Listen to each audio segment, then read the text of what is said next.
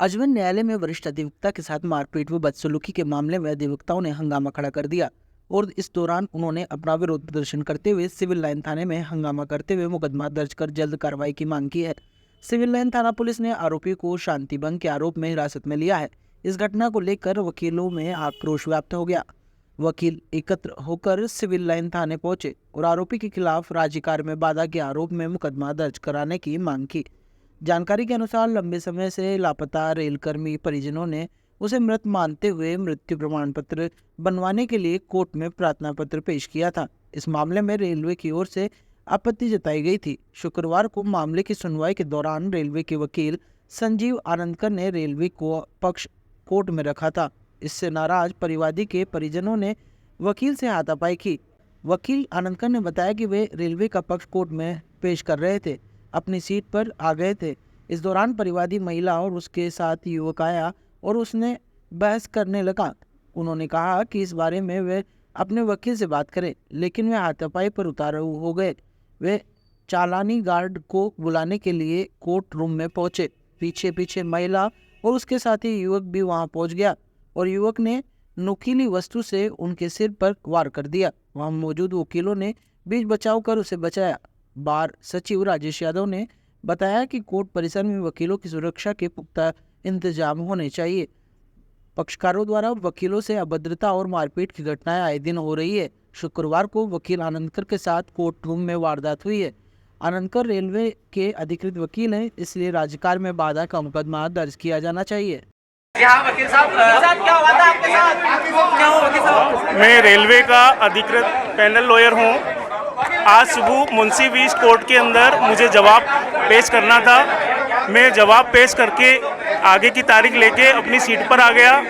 तभी उसी मुकदमे की प्रार्थियाँ वादियाँ जो थी वो मेरी सीट के ऊपर आई और बदतमीजी करने लगी कि आपने इस तरह का जवाब क्यों लिख कर दिया। मैंने कहा भाई मैं तो खाली डाकिया हूँ, मेरे को वही काम करना है जो रेलवे मेरे को देगी। आज जब मैं अपनी सीट पे पहुंचा वो वादियाँ आई और आकर मेरे साथ बदतमीजी की। मैंने उसको मना किया अपने अधिवक्ता से जाके बात करो। इसके ऊपर उसको मैंने कहा मैं अपने एडवोकेट से जाके बात करो। उसके बाद मैं उसके एडवोकेट के पास गया। मैंने कहा अपनी वादिया को संभालो, वो बदतमीजी कर रही है मेरे साथ बदतमीजी नहीं कर रही है। इतने में वहाँ से वहाँ पर आई, उसके साथ में एक व्यक्ति और था। मैंने कहा अभी मैं तेरे को बताता हूँ। मैंने कहा मैं चालानी गार्ड को बोलूँ। मैं कोर्ट के अंदर गया, ऐसे तो 3 कोर्ट के अंदर। इतने में उसके साथ जो व्यक्ति था उसने आकर मेरे ऊपर हमला कर दिया और साथ में वो भी शामिल हो गई। हमला किसने किया आपको? उसके साथ में आए लड़के ने, उसका नाम मैं नहीं जानता। उसके हाथ में धारदार हथियार था। उसने मेरे सर पर मारी। इतने में हमारे साथ में वकील साहब थे, उन्होंने बीच बचाव करके बचाया मेरे को। तो कोर्ट परिसर में इस तरह की घटना हो जाना बहुत बड़ी बात है। इसके लिए कोई सुरक्षा की व्यवस्था की जानी चाहिए। बिल्कुल, मैं अभी एक मुकदमा दर्ज करवा रहा हूँ।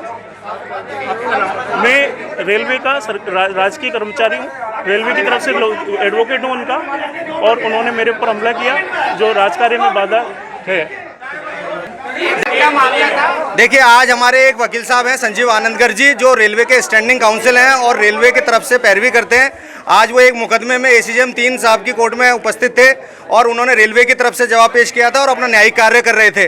तभी सामने वाले जो पक्षकार हैं उनकी तरफ से एक महिला और एक जो उनके साथ लड़का था, उन्होंने हमारे वकील साहब पर धारदार हथियार से और नुकीले हथियार से हमला कर दिया और पूरी कोर्ट में उनके साथ में मारपीट की, थाप मुक्कों से भी मारपीट की है और उनके सिर में खून आ गया है। और इससे वकील काफ़ी उद्वेलित हो गए हैं और हम ये चाहते हैं कि उनके खिलाफ जो है 332, 353 में राजकार्य में बाधा का मुकदमा दर्ज हो, क्योंकि वो न्यायिक कार्य कर रहे थे और रेलवे की तरफ से अपना पक्ष रख रहे थे।